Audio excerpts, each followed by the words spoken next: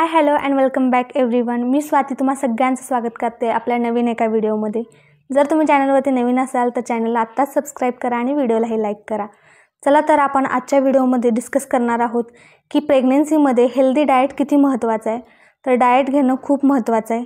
त्याच्यामध्ये आपण कोणकोणत्या गोष्टी इन्क्लूड केल्या पाहिजेत, जसं की प्रोटीन, कार्बोहायड्रेट, आयरन, कॅल्शियम यासारख्या गोष्टी आपल्या जेवणामध्ये ॲड असणं खूप जास्त गरजेचं आहे. त्याच्यामुळे आपण जर एखाद्या गोष्टी, प्रत्येक महिलांमध्ये वेगवेगळी आवड असते की मला ह्या गोष्टी आवडत नाहीत, मी ही भाजी खात नाही. पण जेव्हा तुम्ही एक प्रेग्नेंट लेडी असतात तेव्हा फक्त तुम्ही तुमचा स्वतःचाच विचार करून चालणार नाही आहे. आपल्या बाळासाठी आपल्याला सगळ्या गोष्टी घ्यायच्या आहेत. जर तुम्हाला कोणत्या गोष्टी आवडत नसतील तरीसुद्धा त्या गोष्टी तुम्हाला तुमच्या डाएटमध्ये ॲड कराव्याच लागणार आहेत आपल्या बाळाच्या हेल्दी ग्रोथसाठी. तर चला व्हिडिओला उशीर न करता सुरुवात करूया की आपल्याला काय काय खाल्लं पाहिजे आणि काय काय नाही खाल्लं पाहिजे.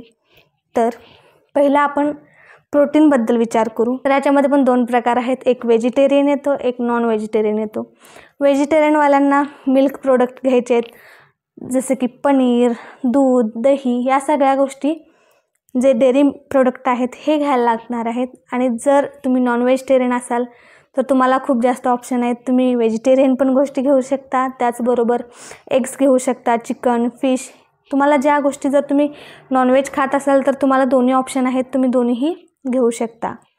त्याचनंतर आपण येतो आता कॅल्शियमकडे. कॅल्शियमसाठी आपल्याला बेस्ट ऑप्शन आहे गूळ घेऊ शकता तुम्ही, जॅगरी. आणि त्याचबरोबर तुम्हाला अजून ज्या गोष्टी, जर कॅल्शियममध्ये दूध येतं, या सगळ्या गोष्टी तुम्ही कॅल्शियममध्ये ॲड करू शकता.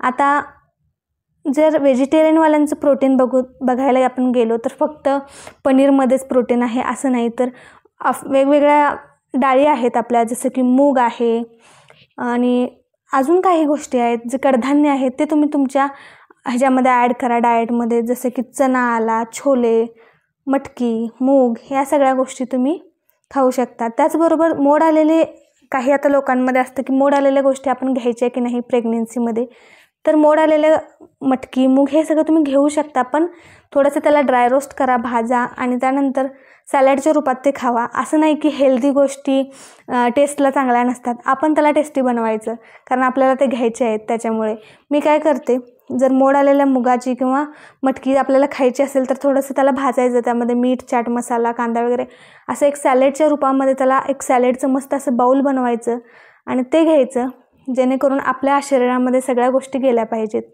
आता नेक्स्ट जाऊया पालेभाज्यांच्याकडे, जे ग्रीन लिफी व्हेजिटेबल्स आहेत.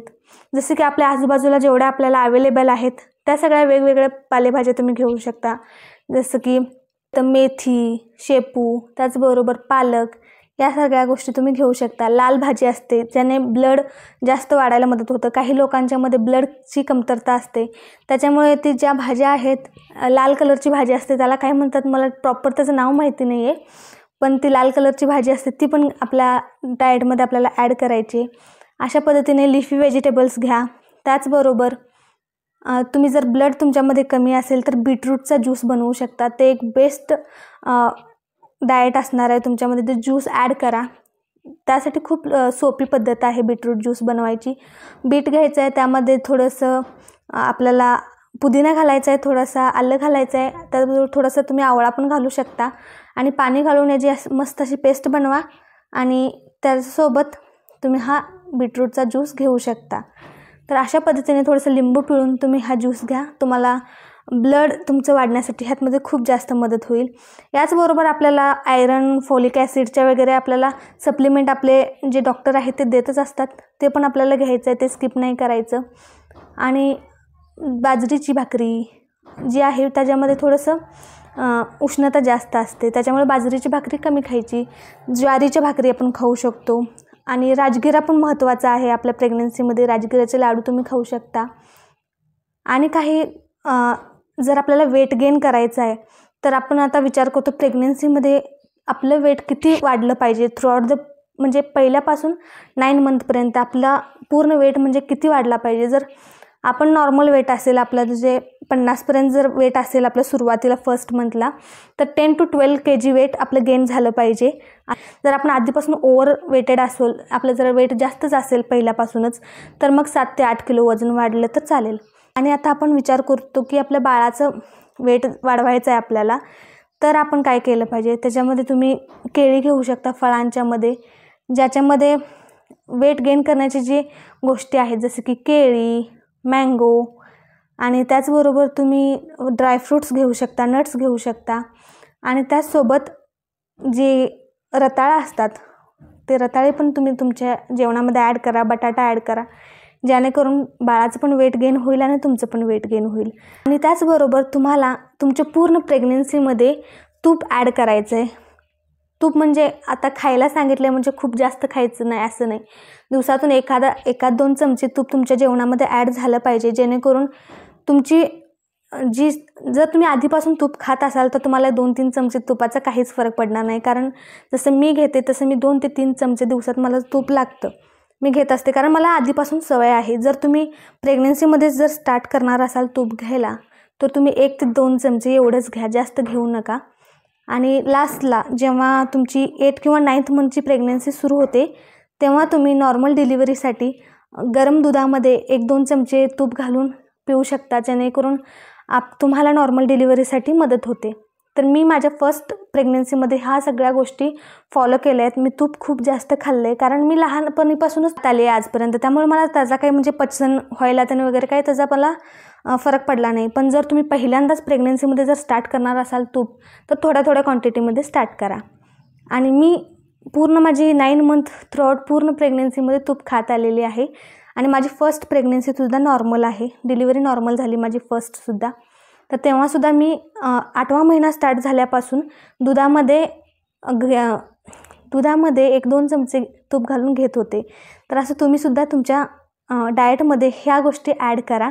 त्याचबरोबर तुम्हाला डॉक्टरांनी दिलेली असते प्रोटीनची पावडर दुधामध्ये घालून प्यायला, तर ती पण नक्की घ्या, कारण तुम्हाला विकनेस असतो पूर्ण शरीरामध्ये, त्याच्यामुळे प्रोटीन हे खूप जास्त गरजेचं आहे. त्यामुळे तुम्ही ह्या गोष्टी नक्की फॉलो करा. आणि असा आहे हा डाएट प्लॅन. याच्यामध्ये काही माझ्याकडून गोष्टी राहून गेल्या असतील सांगायच्या, जसं की मी फळांच्याबद्दल जास्त नाही बोललेले, तर तुम्ही डाळिंब घेऊ शकता, केळी, संत्री यासारख्या गोष्टी तुम्ही तुमच्या डाएट प्लॅनमध्ये ॲड करा. परत तुम्हाला आता काय खायचं नाही आहे आपल्याला थ्रूआउट आपल्या प्रेग्नन्सीमध्ये, तर ज्या गरम गोष्टी आहेत ज्याच्यामध्ये उष्णता आहे अशा गोष्टी खायच्या नाही आहेत. जसे की आता ड्रायफ्रूट्स आपण खायला घेतो, पण त्याच्यामध्ये आपल्याला काजू नाही खायचं आहे, काजू सोडून तुम्ही बाकीच्या गोष्टी खाऊ शकता. त्याचबरोबर खजूर जास्त नाही खायचे सुरुवातीला, तुम्ही शेवटच्या 9व्या महिन्यापासून खजूर खायला सुरू करू शकता, कारण त्यात खजूर खाल्ल्यामुळे नॉर्मल डिलिव्हरी होते असं म्हणतात. त्यामुळे जेव्हा तुम्हाला 9वा महिना लागतो तेव्हा तुम्ही खजूर खायला सुरुवात करा, पण त्याच्या आधी खजूर जास्त खाऊ नका. 1-2 ठीक आहेत, पण जास्त नाही खायचे. त्याचबरोबर मेथीची भाजी आता मी म्हटलं तुम्हाला खायचं, पण ती पण आठवड्यातून 1 वेळ चालते, पण जास्त सारखं ते नाही खायची, कारण त्याच्यामध्ये सुद्धा उष्णता असते. अशा काही उष्ण ज्या पदार्थ आहेत ज्याच्यामध्ये उष्णता आहे ह्या गोष्टी तुम्ही टाळायच्या आहेत प्रेग्नन्सीमध्ये.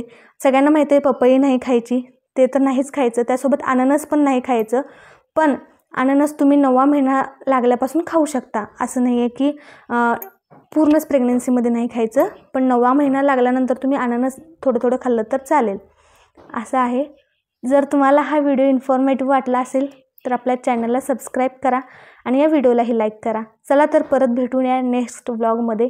जर तुम्हाला ह्या व्हिडिओमध्ये काही शंका असतील, तुम्हाला काही गोष्टी माझ्याकडून विचारायच्या असतील तर तुम्ही कमेंट सेक्शनमध्ये विचारू शकता, तुमच्या काही शंका असतील तर प्रेग्नन्सी रिलेटेड.